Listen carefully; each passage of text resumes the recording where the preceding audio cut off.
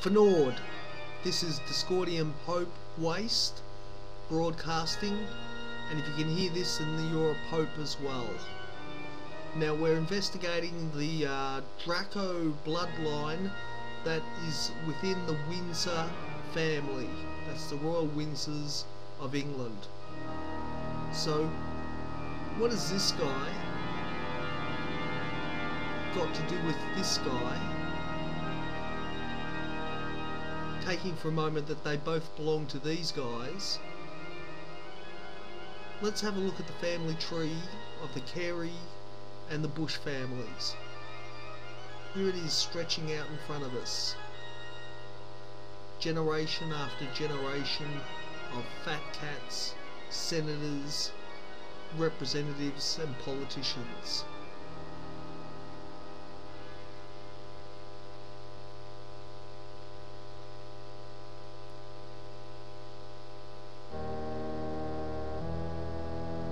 So let's trace this ancestry. Bush is on the left, Kerry is on the right. As we trace our way up the family tree, through the Bushes, the Masons, the Temples, the Stephens, the Browns, the Lakes, at the top, ta-da! We discover something very, very interesting. They meet with the marriage of Edmund Reed and Elizabeth Cook somewhere around the 1600s. It is from this pair's children that both the lines of the Bush family and the Kerry family spring, making Bush the second cousin of Kerry. Doesn't really matter which side you vote for, really, does it?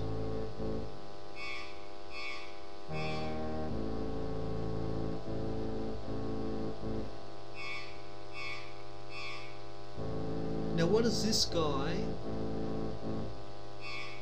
got to do with this slag? Let's take a look at Lady Diana's family tree. Travelling up the Beatrix Hamiltons, the Seymours, the Waldegraves, the Conways and Fitzroys, the Shorters, up to Elizabeth Dryden, then Sir Erasmus Dryden and Elizabeth Cope.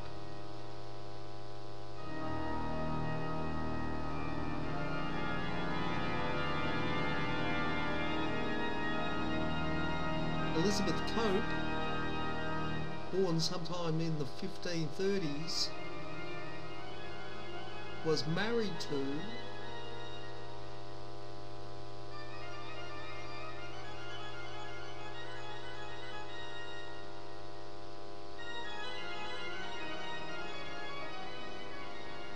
John Dryden.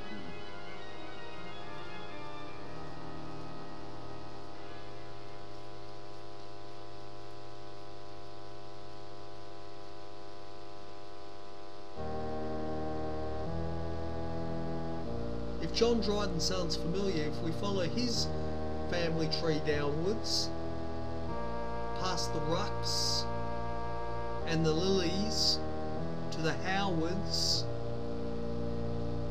to the Fay, to the Bushes, to the Walkers, we eventually reach George Walker Bush. This makes Princess Diana related to George Bush, who is in turn related to John Kerry. Starting to get the picture yet? Starting to realise why you will never be president? Because you were never born into the right family. John Kerry, George W. Bush, Princess Diana.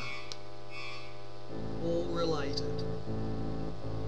And of course, Princess Diana, before she was killed by MI5, was related to Prince Charles through marriage. She bore him Prince William, the future King of England. Let's have a look at Prince William's ancestry. Travelling up through the Queen of England, back through the Adelaides, through the 50 Ragdavereds, through the Galgos, and eventually all the way back to Eastern Europe, where we find the Windsor royal family eventually connecting to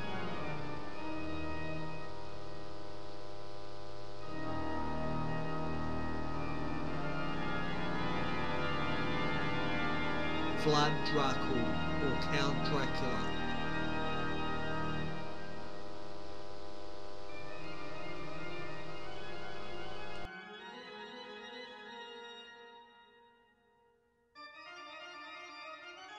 Tortoises were the main attraction for Prince Charles and Camilla during their visit to the Galapagos Islands.